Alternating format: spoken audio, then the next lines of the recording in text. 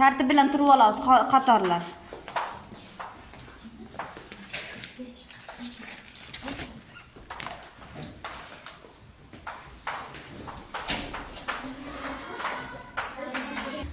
Xo'p, sizniki 5 ga ham, demak 9 ga ham bo'linadi. To'g'rimi? Pitcha qilib qo'yasiz ikkalasiga ham. Keyingisi Shohruz davom eting. Birinchi jamoani natijasini men to'liq baholamayman. Ikkinchi ishtirokchi to'g'rilab ketsangiz bo'ladi. Nimagaki 5 ga bo'linadimi yo'qmi degan savoliga javobi yo'q. Birinchi jamoani birinchi ishtirokchisida. Ga bo'linadi.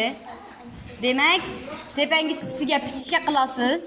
Bunga ham pitishga qilishingiz kerak. Sizda yangi pul o'tkazmasi.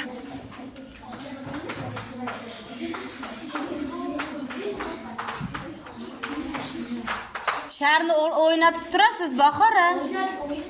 Shar qolib ketyapti.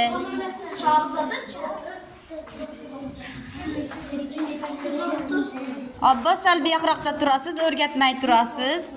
Xalaqit bermay turing, Shohruz, xalaqit bermay turing. Xo'p. Demak, ikkinchi jamoamiz. Endi tekshiruvga o'tamiz. Ikkinchi jamoamizni tekshiruvi 5 ga bo'linadi. To'g'ri. 27 9 ga bo'linadi. To'g'ri. Demak, 5 bilan tugagan raqam 5 ga bo'linadi. To'g'ri. 17 17 demak 9 ga bo'linmaydi. To'g'ri. 0 bilan tugagan 5 ga bo'linadi. 19 5 ga 9 ga bo'linmaydi. Demak, ikkinchi jamoaning hamma natijalari to'g'ri.